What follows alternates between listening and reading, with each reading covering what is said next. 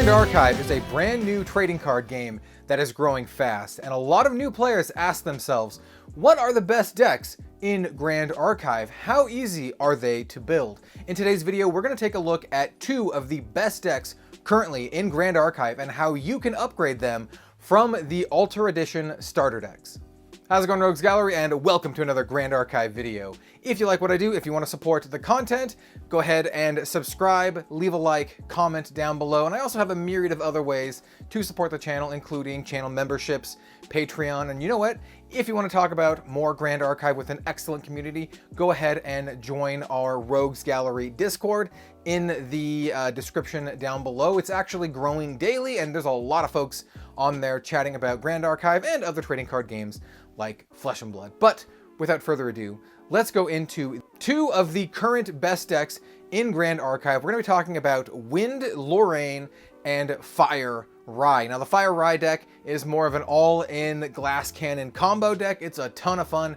I really like it, as well as the Wind Lorraine, which is more of an aggro deck with some sort of late game combo, synergy potential. They're both fantastic. They're both very, very strong and powerful, and very easy to build just with the Alter Edition starter deck. So let's do it. All right, let's kick it off with the Wind Lorraine deck first. Now, before we get started, I do want to mention that I will have deck lists in the description down below of these fully upgraded decks in case you would like to follow along. Here we have the material deck for the Wind Lorraine starter deck, and we're going to kind of just compare what we have in our full deck with what we have in the starter deck, so you can kind of know what you need to buy. Now, the first one is the Lorraine Spirit Ruler. This is just a common card. It's really, really cheap and easy to get, but this is our choice for our version of the Wind Lorraine deck as opposed to Lorraine Crux Knight. I think they're both viable options, but Spirit Ruler works best for this deck. She has Lorraine Lineage, she has 28 health here, but on enter, choose a Sword of Regalia card with memory cost 1 or less from our banishment and put it onto the field. It enters with 3 additional durability counters. Now, the card we're going to choose to get back with this is actually either, more often than not, either Warrior's Longsword, which has a nice little 2 attack there, or potentially the Drawn Blade, which draws us a card when it enters, depending on what we need at the time. Sometimes we'll go for the Drawn Blade, and if we just want to go for raw damage, I really like the Warrior's Longsword. So that is, the first change that we're going to make is Lorraine into Lorraine. Now, here we have the level 2 and the level 1 Lorraines. These are just the ones that are going to be running. Level 2 Lorraine obviously is incredible. Getting that +2 on enter and on kill to draw a card, it really helps smooth out our turns, and actually kind of incentivizes our opponent to hold back quite a bit so they don't, give us some free draws. We're also obviously running the level 1 Lorraine, which is great, just being able to manifest a level 0 or cost 0 weapon from our material deck. Sword of Seeking is the choice here, and this one is just a really, really good 0 cost sword because it actually has 2 durability here. The True Sight is pretty good, but honestly, it's that 2 durability that makes it quite good. So this is actually one that comes in the starter deck, so we will be keeping that. Lorraine, also in the starter deck, we'll be keeping that. And of course, our Spirit of Wind, which is just, we're playing Wind, so we have the Spirit of Wind, and we have that.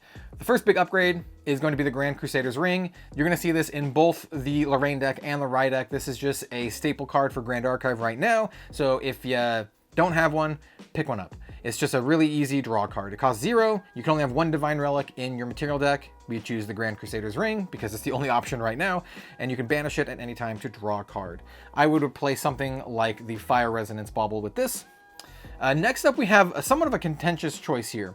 I like running the Orb of Glitter, but I know a lot of folks like running the Orb of Regret. Now, I think the Orb of Regret is more mandatory in the Rai deck, and as such, I have this in the Rai deck, but I also really like Orb of Glitter.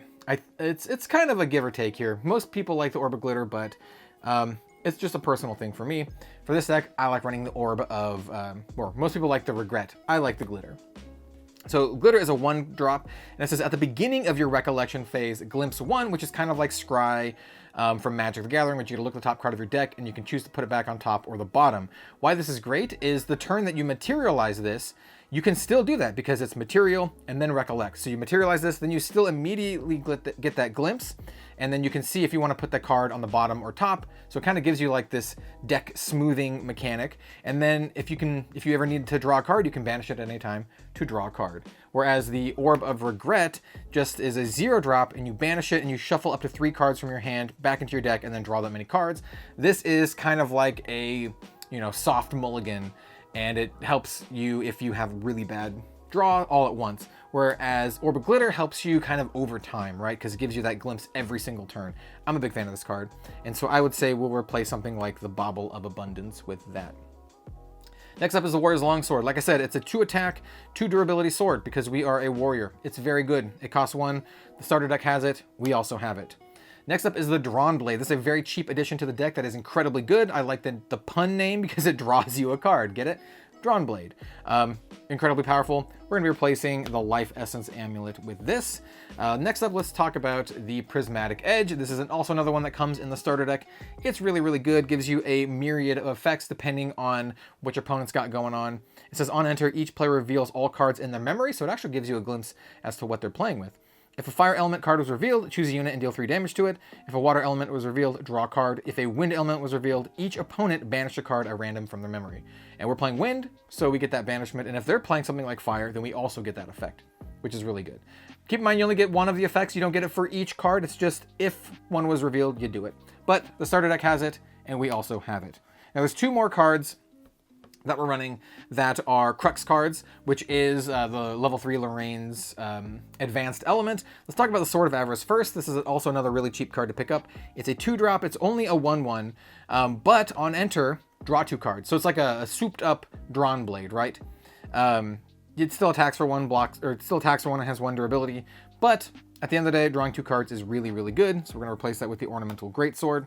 And then finally, we have the ultra rare Majestic Spirit's Crest. This is a 0-cost Regalia item, warrior accessory, class bonus.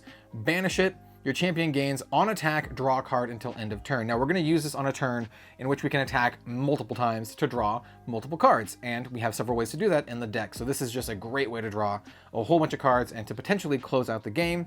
And we're going to replace sort of Clarent with this. We're actually going to be using this Clarent in our sideboard.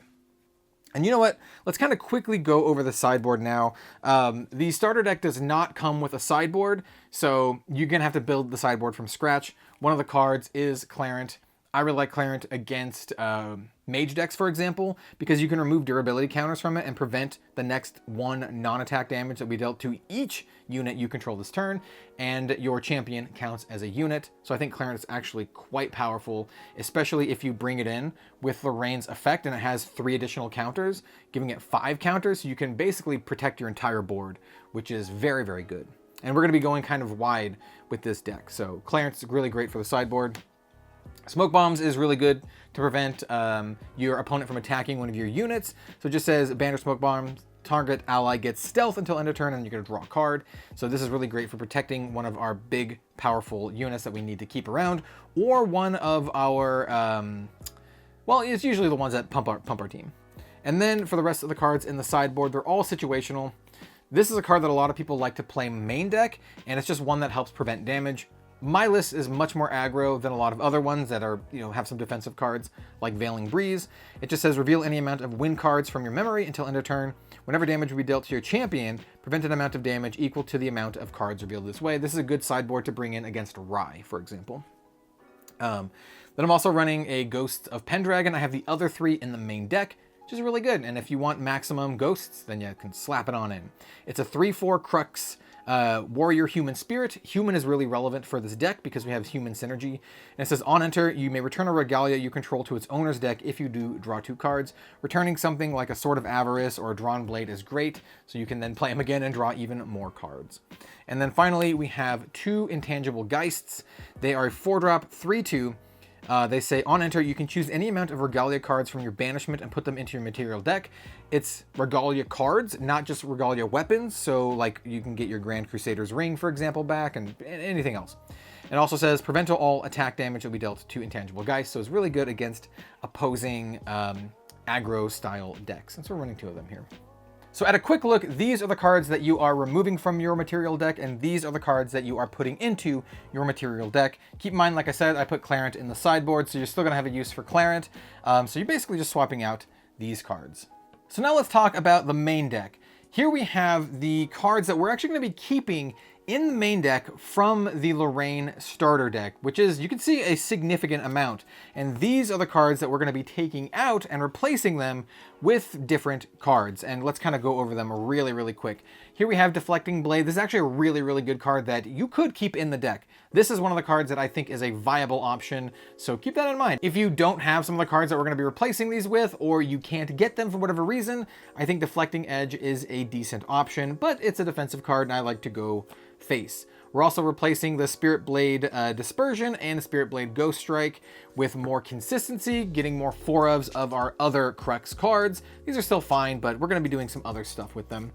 We're also going to be getting rid of our Inspiring Calls, training sessions, and most of the reasons why is we're going to be playing more efficient things, more things that synergize with what we're doing. Sudden Steal, getting rid of the Opening Cuts, and we're going to get rid of some of these floating memory allies, the veteran soldiers, as well as the honorable vanguards. And we're going to be getting rid of these dudes, which they're not bad actually. The Crusader of Asa and the Esteemed Knight, they're pretty good aggro options, to be honest, with the exception of, well, Crusader is less aggro because he enters rested, but they're still like big chunky boys, and they're not terrible if you can't get some of the other stuff that we're going to talk about. But yeah, these are the cards we're going to be getting rid of. As you can see, they are mostly just generic normal cards, and we're going to be replacing them with a lot of powerful win cards and some Crux cards.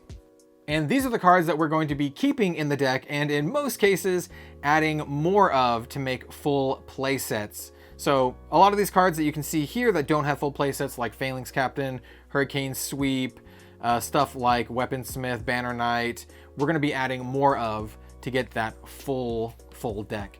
Would I recommend buying 2 decks to get the full set? No, it'd be cheaper, I think, to just buy singles with all the other singles that you're going to be purchasing. So yeah, let's get on to our fully built deck here and kind of just give you the quick lowdown. All right, so we're going to be including 4 of the Phalanx Captain, one of which comes in the starter deck. This is just a great card that pumps our whole team, well, human allies that are attacking. Very, very good card for pumping what we're doing here. We're leaving in all 4 of the Swift Recruits, just a great card that gives us floating memory. We're adding in 4 Dream Fairies. Now, this is one of the cards that comes in the Kickstarter starter deck. So if you have that, then you should have some Dream Fairies, which is great. Otherwise, you will need to buy some. This is a great card, just a 1/2 with stealth. But on enter, it basically just locks out one of your opponent's allies, which is really, really good, especially with some of the new big, powerful allies coming up in the next set. Returns an ally you don't control to its owner's memory, and then opponents can't activate cards with that ally's name as long as you control Dream Fairy. So it just shuts out all of that as long as you have Dream Fairy. So I really like this card for kind of like board control, board management. The Tactful Sergeant is just a great little unit. It's a 1/4, and if your champion has attacked this turn, you draw a card into your memory. So it just makes another dude on the field and also draws you a card, which is excellent. All the things we want to do. I really like Banner Knight. I think it's a really powerful card. It comes in the starter deck, and we're going to be, playing a full 4 of here. It's a 1/3, and on class bonus level 2+, other allies and weapons you control get +1, so it kind of just pumps our whole squad here. I also really like Weaponsmith for going late into the game. It's a 2-drop, 1/3, also comes in the starter deck. Class bonus, at the beginning of your recollection phase, put a durability counter on a weapon, so you can kind of attack with impunity. Some lists choose to run fewer or no Weaponsmiths, and those are kind of the more like endgamey, all in on the Crux strategy style decks, where ours is more of an aggro style deck. We're also going to be running 4 of Dungeon Guide. This is a staple in Grand Archive. Once again, if you bought the Kickstarter starter decks, you should have a full playset of these. Otherwise, you'll have to buy them, and currently they are quite expensive. This is going to be the most expensive card in the deck that you have to buy. But once you get your full playset of them, then you're good to go. We're also running the Ghosts of Pendragon. We already kind of talked about this in the sideboard. Just a really efficient dude that lets you draw cards, and I'm running 3. A lot of other people run 1-ish or 2, but I like the card a lot. I run 3. We're also running Reclaim, which is return an ally you control to its owner's hand, and it also has floating memory. Great for bouncing any of our dudes back to our hand. Bouncing Dungeon Guide back is pretty sweet to kind of like turbo out our high level Lorraine, or you can even bounce stuff like a Tactful Sergeant or Dream Fairy to kind of get their enter effects again, or even like a Ghost of Pendragon. So it's nice, and also has floating memory. We have a lot of cards with floating memory in the deck. Speaking of which, we have Favorable Winds. We're running a 3 of Favorable Winds in the deck. It is a card that comes in the starter deck. It's just allies you control get 1 health and has floating memory fast. It's not bad. This is one that I take out against certain matchups because sometimes it doesn't matter, but having that floating memory is really good. We're also running 2 of Beseech the Winds. This is a 3-drop and lets you materialize a card from your material deck, but you still have to pay for its costs. But materializing, like, for example, something that costs 0 or 1 is great. One that I really often like to choose is something like the... You can get a Grand Crusader's Ring if you want, but I also like stuff like getting the Drawn Blade, or if you already have Crux enabled, you can get like your Majestic Spirit's Crest. That kind of stuff is very good to get it when you need it. So yeah, we're only running 2 of them here. You don't have to run this card. I think it's good, but I don't think it's like mandatory, and it is a super rare and can be a little expensive. All right, next up, we have some of our big cards that kind of let us pop off. We have the Spirit's Blessing. This is one that comes in the starter deck. I think it's really good. It basically lets us attack multiple times with Lorraine, and with that Spirit's Crest, drawing a card whenever we attack, this is just excellent. Basically, it's a 1-drop. As an additional cost to activate it, return a Regalia you control to its material deck. Doesn't have to be a sword. It can be any Regalia you control, like the Grand Crusader's Ring, for example. And then it says, wake up your champion, draw a card. Running 3 of them. Waking up Lorraine means we can attack with her again. We also have the Spirit Blade Ascension, another card that comes in the starter deck. We're running the full 4 of here, and this is just another really great card that just says, as additional cost, return a Sword Regalia you control to material deck. So Spirit Blessing can be any Regalia. The Ascension has to be a Sword Regalia. And it says, choose a sword you control from your material deck or banishment and put it onto the field. So this is a great way to get one back that we have already gotten rid of. Maybe a Drawn Blade, maybe our Prismatic Edge. We're running a full 4 of these. Next, we have the Spirit Blade Infusion. We are running another 4 of these. This is a 2-drop. It costs 2 less to activate if your champion has dealt attack damage this turn. And it says, until end of turn, target sword gets +3 and on champion hit, draw a card. This is part of our big combo finisher. We want to play Spirit's Blessing in tandem with Infusion, where we can attack multiple times with the Rain, drawing cards, smacking our opponent in the face, just kind of going off.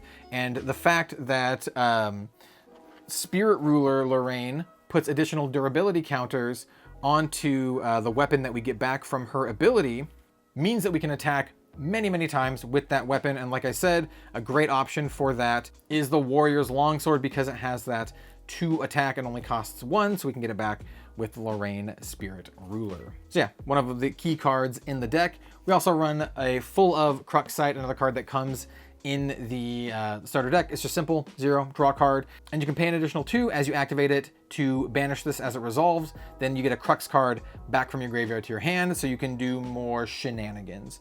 So yeah, great card. And then finally, we have some attacks. They're very simple attacks. The first one is Savage Slash. This is just a staple. It's a 2-cost, 2 attack with floating memory. Really good to play early on to get that floating memory. Then we have a Wind Cutter. So this is a great recursion one. This one comes in the starter deck. We're only running 2, and I believe you have at least 2 in the starter deck. It's just a 2-cost, 1 attack that gets +1 if you are a warrior, which we are. And it says, on hit, reveal cards at random from your memory. If you reveal a wind element, put this into your memory. So basically you can just keep playing it over and over again, as long as you make sure you just have wind cards to reveal. And then finally, we have a 3 of Hurricane Sweep. This is a board clear. It just says efficiency, so it costs a level less for each level you have, and then it has cleave, so it attacks all the enemies. So being able to cleave with a big sword is very good.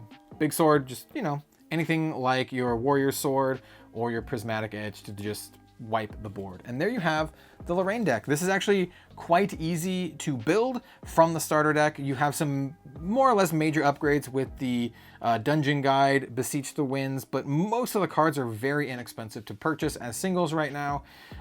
Mostly it's just gonna be the Dungeon Guide and the Ghost of Pendragon, I suppose. All right, next up we have Rai, and if you watched the Lorraine section of this video, then this is gonna be very familiar with you. Most of these cards will be played in our actual deck, which is what I'm holding right here, and then these here are the starter deck cards. So we're running basically the exact same champion loadout, Rai Stormseer, Rai Archmage, and Rai Spellcrafter, plus the Spirit of Fire. Stormseer is great because it gives us extra levels for each arcane element card in our banish zone, which is very, very good. We have Archmage, which has this inherited effect of getting enlightened counters the first time we ever play a mage spell on each turn, and then Spellcrafter putting enlightened counters when it enters. We run Stormseer over any other level 3 Rai because this +1 level for each arcane element mage card in our banishment is just so good. We really want to have a high level so we can play our powerful spells and just nuke our opponent. Whereas the Lorraine deck was very aggro-centric, where we attack with a bunch of allies and then kind of finish our opponent off with a combination of powerful crux cards. This deck is all in on nuking our opponent with some huge hits. We run almost no allies at all. This is all a very combo style deck. If you like Storm from Magic the Gathering, if you like Runecraft from Shadowverse, you will love this deck. So here we are going to replace these with the exact same cards. And now let's talk about the rest of the material deck. So I already talked about Orb of Regret. This is pretty important for this deck as opposed to the Lorraine deck. The Lorraine deck can be a little bit clunky if you draw too many Crux cards, but this deck runs a ton of Arcane Element cards, and it can be very bad if you draw all of them and nothing else. So I think the Orb of Regret is more important in this deck than the Lorraine deck, and as such, I run my only copy of it in this deck. We're also running the Grand Crusader's Ring for the same reasons as the other deck. This is a staple for Grand Archive. Get yourself a GCR, you're going to put it in all your decks right now. So yeah. Let's replace the water bobble with that. Mana Limiter is another card that we run in both of the decks, both the starter deck and this fully constructed deck. It's basically like a second Grand Crusader's Ring if you have enough Enlightened counters. Just really solid. The Safeguard Amulet is really good against opposing Rise and keeping yourself alive. Like I said, we were kind of all in Glass Cannon, so having a way to prevent some damage in our material deck is really, really good. So we're going to be putting that in. We'll replace the Life Essence Amulet with that. Crystal of Empowerment, card that comes in both decks, so that we run in both decks. Really simple, just 0 cost, banish it. Our champion gets +2 level until end of turn. Now, a lot of people ask about what level means. It's just a number that other cards refer to, and we'll talk about that when we show off those cards, but just know we want a really high level for turns that we want to pop off, and this helps us do that. So does the Tome of Knowledge, actually. It's a 1-drop tome. You can banish the tome to draw a card, but you also just get a passive +1 level as long as you have the tome, and we have this both in this deck as well as the starter deck, so this is one that you will not have to pick up. And then we also have the ultra rare Tome of Sacred Lightning. This is an arcane element ultra rare. This is a Mage Book Regalia item, costs 0, and it says element bonus. You can banish a Book Regalia you control, like this one here. To activate this card from your material deck. If you do, Tome of Sacred Lightning enters the field with all abilities of the banished card, which is great. So it just kind of like takes the place of your tome, which is great. And it says you can class bonus, activate this, banish a card at random from your memory. If a card was banished this way, draw a card. So really good. This is an excellent card. We'll replace the Surveillance Stone with this. And then finally, we have the Arcanist Prism that we also have in the starter deck. This is a really interesting card and can be very powerful if your hand sucks. So it says, at the beginning of your recollection phase, put all cards from your memory on the bottom of your deck in any order, then draw that many cards. So you basically get to swap the cards from memory with the cards from the top of your deck. So if you have bad cards or not a great hand, you can kind of like do this kind of filtering here. Just a great card, and like I said, comes in the starter deck. And as you can see for the Rai deck, these are the cards that we actually are keeping from the starter deck. We're only replacing 4 of the cards, which are these ones right here, Endura, Life Essence, Water Resonance, and Surveillance Stone, and we're replacing them with the Grand Crusader's Ring, Safeguard, Tome of Sacred Lightning, and the Orb of Regret. So yeah, a lot of the cards that you're using in the material deck are cards from the starter deck, which is great. Let's go over the sideboard real quick because, once again, the starter deck does not come with the sideboard, but a couple cards in the starter deck we will be playing here in the sideboard. One of which is Anger the Skies, which is a board sweeper dealing 4 damage to all allies at the cost of 3 if you have the Arcane Element enabled. We also run another board wipe, Purge in Flames, which deals 3 damage to all units, which includes your opponent's champion, not your champion notably, because it says on the card. And this one has efficiency. It costs level less to to play when you play it. So that's why we care about our champion's level. You know, if we have a high level, the cost of being 8 here. So if we have level 8, then Purge in Flames is free to play, which is great. So we're running basically 4 board wipes here, 2 Purge in Flame, 2 Anger the Skies. Anger the Skies does more damage, but costs 3, whereas Purge in Flames can be free and also hits our opponent in the face, but it does a little bit less damage.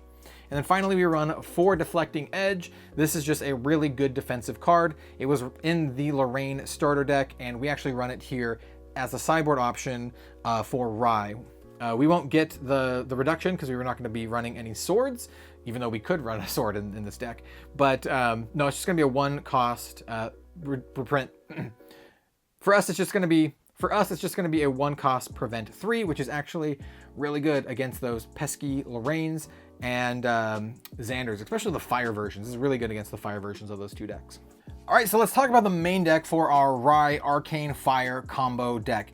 As you can see here, these are a significant amount of cards that we're going to be keeping from the starter deck, which is fantastic. Once again, I think the starter decks are a really, really good foundation for building a competitive deck right now for Grand Archive. These are the cards we're going to be removing, and a lot of these actually are viable in different versions of Rai, which says a lot for the quality of the starter deck. So Appearance Mana is one of them. Some Rai decks actually run this card, but we're going to be going a little more lean than this one. This is a 4-drop, and we want cards that cost nothing. We also have the Barrier Servants, a great defensive card for different versions of this deck, though I can see you running these in some variations of this particular deck. Mage's Disciple is a really good card that could get into this deck, but just doesn't because we don't have enough slots, basically. Still a really good card, +1 level, and then draw a card on death. Same with Library Witch, kind of a Grand Archive staple that we're going to be removing from this deck to do some other shenanigans. Impassioned Tutor, which is a card that just increases our level when it attacks. Blitz Mage just gets out of there. It's an okay aggro card. The Cremation Ritual is fantastic with Library Witch, Mage's Disciple, and Flame Rune Swordsman to kind of get advantage of them dying and drawing cards. But like I said, we're not running any units other than Dungeon Guide, so we're not going to be playing that. Rune Swordsman can be okay in some Rai decks. Some of the more ally-centric ones, but once again, we're not running allies much. Focus Flame is a good board control card, but we kind of don't care about the board. We just want to do our thing and kill our opponent before they can do anything. And then Disintegrate, same kind of deal. Great for board control. This card actually might make it back into this list once Fractured Crown comes out because, well, this just kills any ally or Regalia, and there's going to be some really, really strong ally and Regalia in Fractured Crown. So those are the cards we are cutting.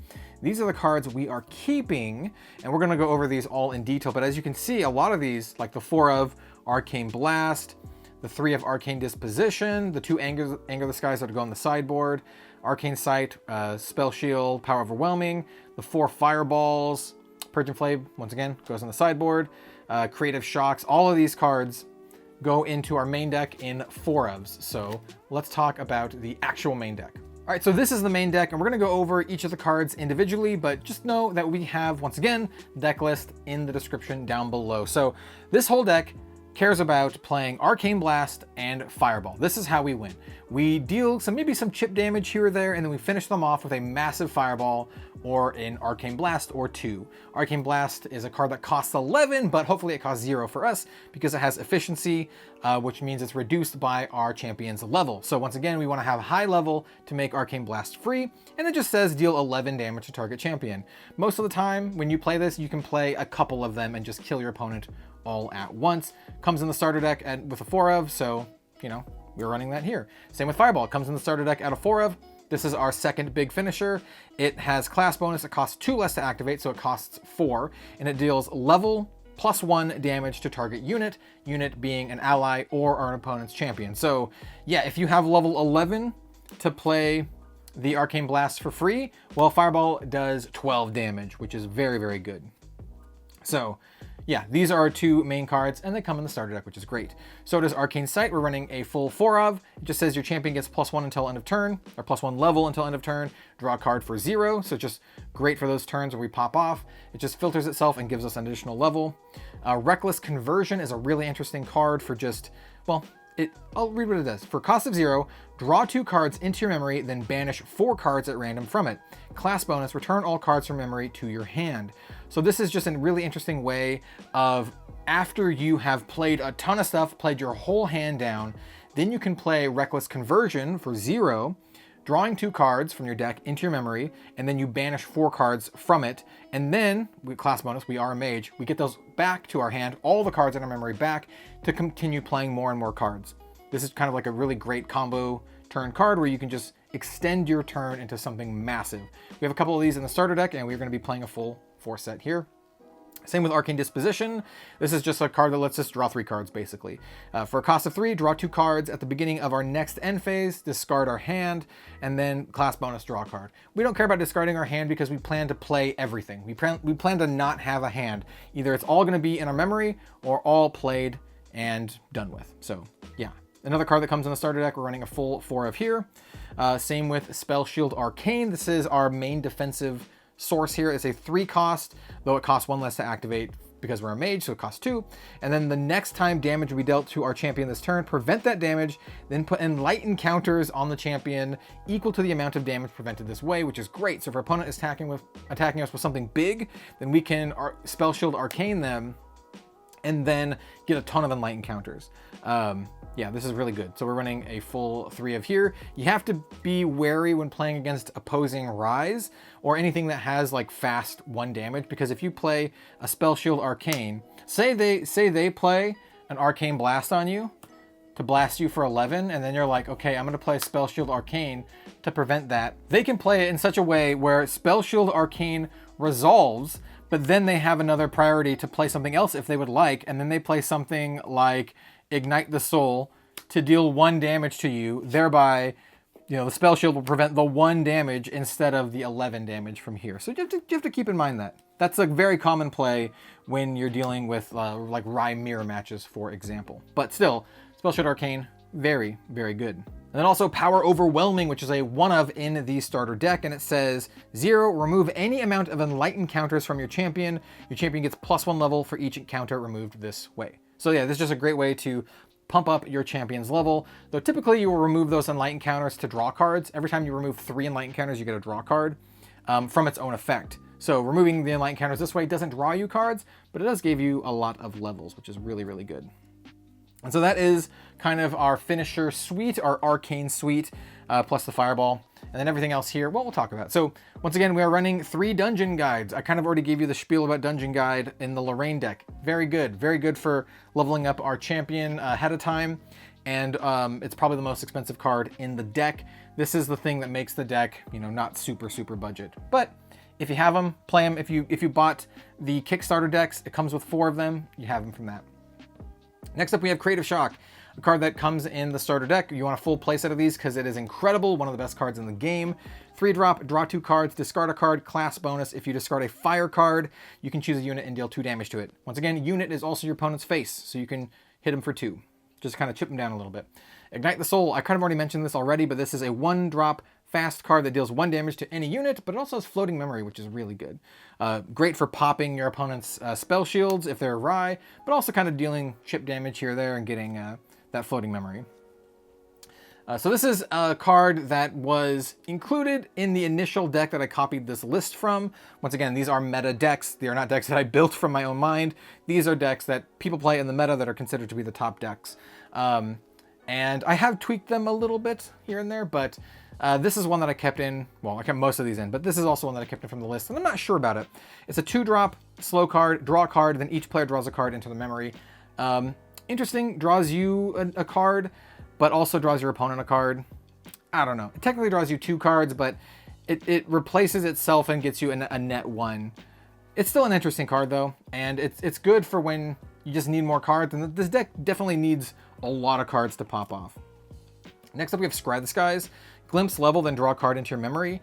Glimpse, like I said, is like Scry for Magic the Gathering. This is amazing for setting up those huge turns to combo off and win. If you are a high level, like level 10 or something, Glimpse 10, and then drawing that whatever card you need into your memory is super important. So yeah, Glimpse is really good. It also sets up for, if say you also have a lot of Enlighten counters, you can stack the top of your deck and then just draw cards using the Enlighten counters to pop off. Similarly, we have Careful Study, which is an 8-drop with efficiency. So normally this will just be 0. And it just says put 5 Enlightened counters on your champion. So really good synergy with stuff like Power Overwhelming, but also just getting Enlightened counters and then drawing cards is really good.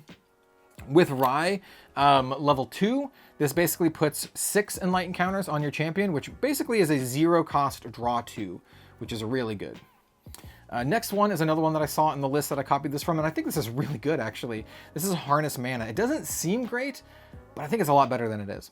It's a 0-cost, and it says put any amount of cards from your hand into your memory, and then it has Floating Memory. Why is this good? Well, first of all, it has Floating Memory. This is a great card to just play out and just have that floating memory, but what makes this particularly good on like turn 1, for example, is that you can play Harness Memory, right? It'll go into your graveyard, so you can have a card to banish with Floating Memory, which is excellent. And then you can put any cards from your hand into your memory. So you can put stuff like, I don't know, any arcane card, like Spell Shield Arcane or whatever. And that way you can guarantee that you banish that card in particular, so you have arcane cards in your banishment at the end game for your level 3 Rai, so he gets that passive level boost. And that's why I think Harness Mana is good, because you can guarantee that you banish those specific cards with very little effort. Also has Floating Memory, which is great. Speaking of which, we have Idle Thoughts. Simple card, look at the top 4 cards of your deck, put them back in any order, Floating Memory. Yeah, pretty good. Like I said, stacking the top of our deck is good. And here's the full deck. It's actually pretty inexpensive to build. Most of the cards come from the starter deck. And then the cards that don't, that can be a little expensive, like the Dungeon Guide. But overall, most of the cards are very, very affordable. And this deck basically plays like a glass cannon. You just want to play cards that draw you cards, that put Enlightened counters on, filter cards, stack the top of your deck, do all this shenanigans, get to a really high level with Rai, and then just blast your opponent for 11 damage. It's a ton of fun when it works. It is great. This is one of my favorite decks to play in Grand Archive, just easily. It is so much fun. I like it quite a bit. And once again, like here we have our sideboard against very specific things, against aggro and Lorraine, against, well, aggro. The cards that we will take out for these are, you know, stuff like Increasing Danger and that kind of stuff. And there you have it, our competitive Rai and Lorraine decks and their corresponding starter decks. Once again, I'll reiterate this in case you kind of skipped around in this video. It is very easy to upgrade from the starter decks into top tier competitive decks with very little effort. The big thing here are those dungeon guides, which at the time of this recording are about $25-ish. If you got those dungeon guides from the Kickstarter starter decks, well then great. Back then when I first talked about Grand Archive, when the Kickstarter edition came out, those decks were about $40. So if you picked one up at the time, you're doing good. Now, unfortunately, they're a bit more than that, and you will have to get them. Dungeon guides are just a rare though in booster packs, so it's not uncommon to pull a couple in a box, though you could pull 0. That's just the nature of opening booster packs. I recommend buying singles, especially from your local game store, especially if they are supporting Grand Archive. So without further ado, just thank you all so much. I appreciate any of the support on the Grand Archive content. Love this game. Going to continue to be doing weekly content for the foreseeable future, and let me know what kind of Grand Archive content you would like to see. I figured this was a great one to kind of, you know, I wouldn't say start with because I already have like 20 or 30 videos on Grand Archive, but this is a great one for new players interested in getting into competitive Grand Archive. Let me know if you'd like to see other deck techs. I do have a home brewed, my own custom Rogue Brew Fire Xander Assassin deck, which I think is a lot of fun. But yeah, thanks so much for watching. I appreciate you being here. Like, comment, subscribe, all that good stuff. Maybe share it around with your Grand Archive friends, and we'll see you next time.